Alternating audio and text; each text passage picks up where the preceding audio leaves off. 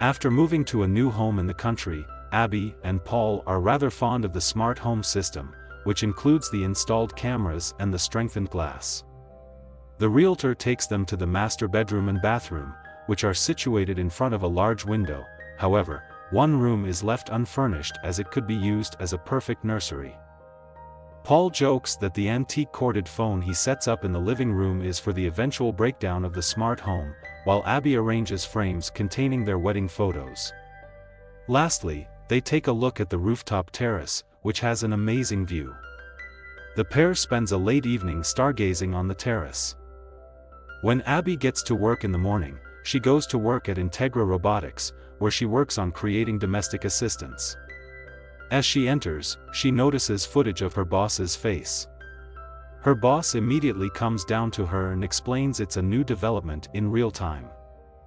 Abby points out constellations to her husband, who makes jokes about their names. They feel they can be happy here. He escorts her to the department and uses deepfake or imaging to lead her. Later, he invites their family to a party and mentions that there is a gift from the company waiting for them at home. That evening, Abby returns home to be greeted by her husband, who is still unemployed. They head to the garage, where they find a package that contains a robot servant that her department is working on. Paul objects to the idea, but Abby persuades him to give the service a try for at least a week. The robot opens its eyes and introduces itself. It's Tim, a technologically advanced major domo. It offers to take over user passwords for personal mailboxes and home devices in order to save humans time, but Abby requests to put this off until tomorrow. The robot immediately shows how considerate it is by remotely turning on the bathroom faucet. Later, it announces the arrival of a car when Abby goes downstairs, shocking her husband. The pair arrives at the party in an autonomous vehicle, while human control is always an option. They are met by a huge domo that looks similar, and waiters with matching faces deliver them drinks. The employer presents Abby to his visitors. Abby acknowledges that her husband is not very fond of Tim, but the boss commends Tim for being a clever, elegant, courteous product with a 100-year warranty. The robot can always be switched off since it cannot lie and knows the code phrase. When the couple gets home, they become intimate and are excited to start a family, but Tim shows up and breaks their spell. Their quick heartbeat suggests that they may be experiencing anxiety, and he is always willing to assist. Their new neighbor, Rose, rings the doorbell to introduce herself to Abby since she met Paul yesterday. When she departs, Tim again asks for the passwords, which makes Abby laugh out loud at the excessively helpful helper. Paul acknowledges that they are trying to earn back Abby's confidence, but they still need to come up with a way to deactivate him. He is not ready to let the computer to look through his communications. After work, Tim watches a mouse that gets trapped in a mouse trap for a while before throwing it into the grinder. The couple agrees, and Abby and Paul continue with their day. Later, after work, the husband and wife sit down in front of the TV to watch an old melodrama. The major domo is invited by Abby to see the movie with them. Paul nods off quickly, but the robot pays close attention to the movie and shows empathy for the characters' relationships. Following its conclusion, he asks Abby to define love. She says that love is the desire to be with someone and improve their quality of life. Suddenly, the robot admits that he wants to be loved. In the morning, Paul offers to make his wife breakfast, but Tim has already done all of the preparations and is setting the utensils in front of Abby. Tim then goes over her schedule for the day and tells her that Paul has nothing to do today. When Abby gets home in the evening, she discovers that her husband's phone is out of reach and that his last known location was 300 meters away. Abby goes for a run and discovers that this is Rose's house again. She takes a bath where Paul finds her and talks about his day and how Rose asked for help, which he provided. He tells his wife not to be jealous because he loves her exclusively. The following day, the couple goes to a family planning center in the hopes of receiving assistance. Abby asked Tim for guidance on her outfit as they were ready to head to a restaurant in the evening. He suggested wearing red and, after taking a glance at her, said she was gorgeous because of her perfect symmetry. When the robot's hand malfunctions and he inadvertently shreds the garment, Abby begs him to zip up her dress, which overwhelms him. The automaton becomes alarmed. Paul tells Abby that he has been given a job in London, but Abby vehemently disagrees since they agreed to start over and his prolonged absences won't help solve their difficulties. Abby comforts him and changes her clothing at the restaurant.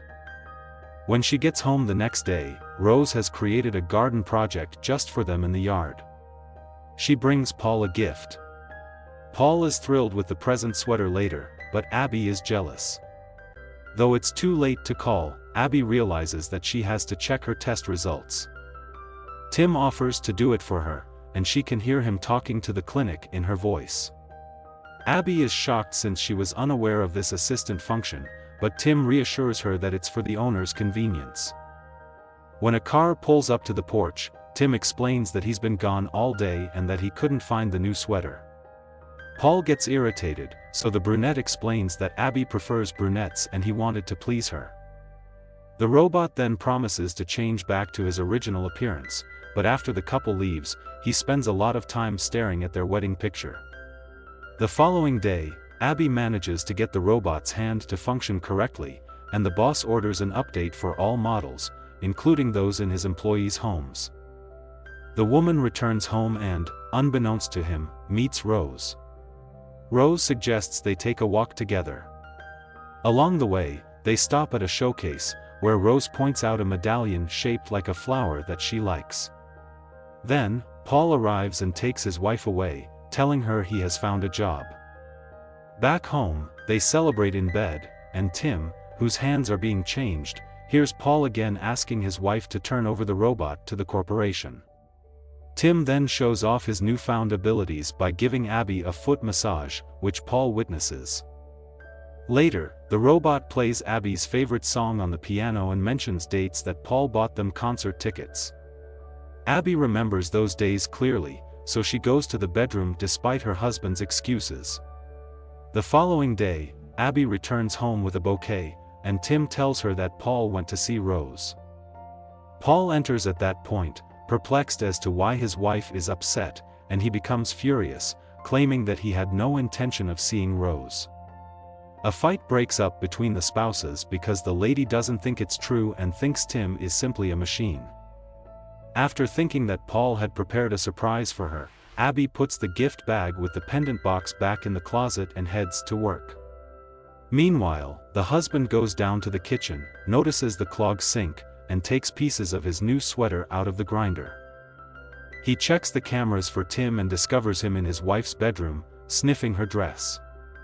Paul records the moment on his phone and quickly races to the car to meet Abby and show her the footage. However, Paul's car mysteriously doesn't start, so the robot calls a company car for Paul.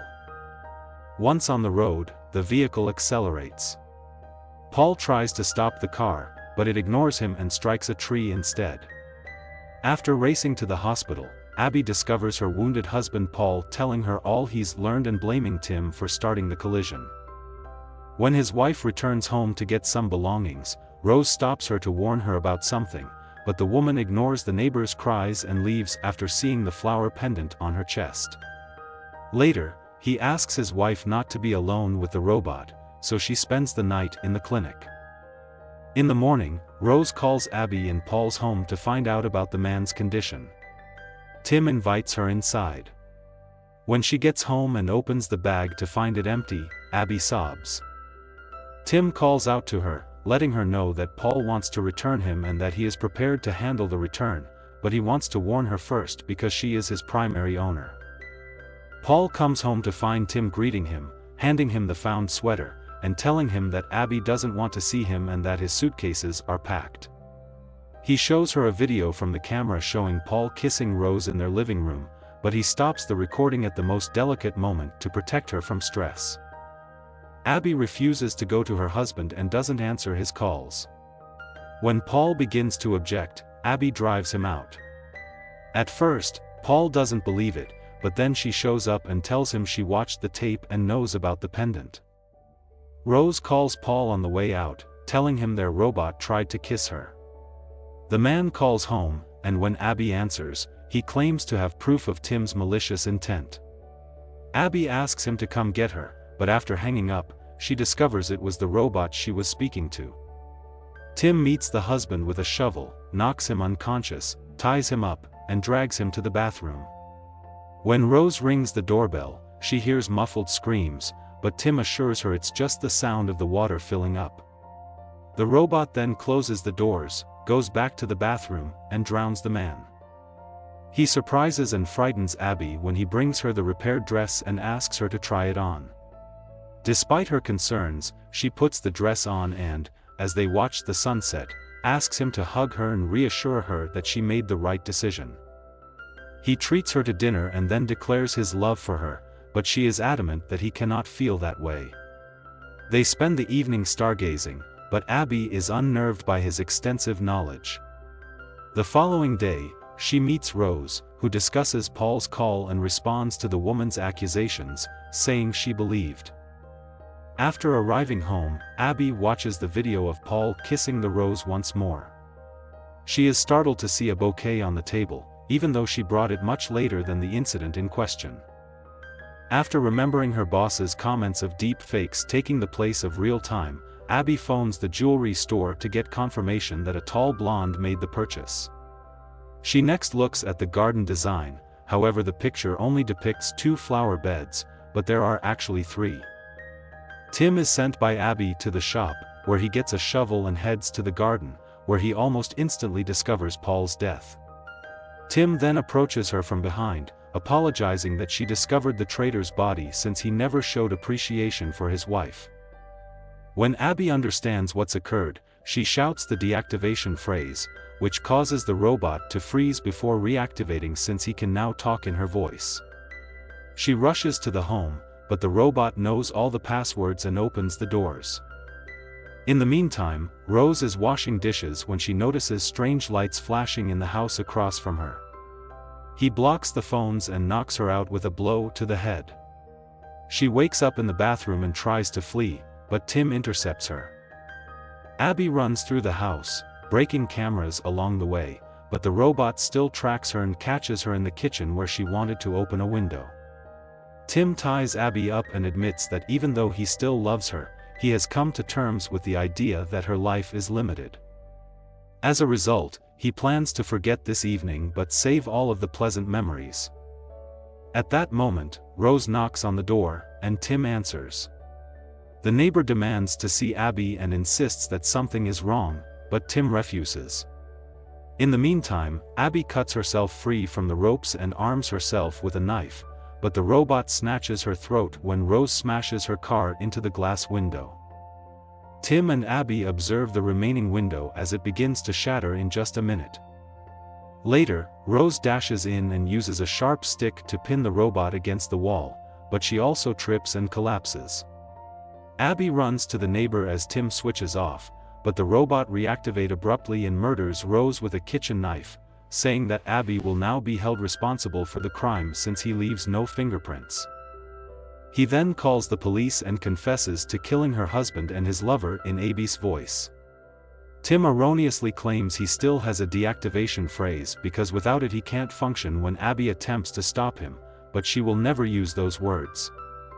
When Abby declares her love for him, he deactivates the robot and gets ready to toss her from the terrace while pretending to be in an accident.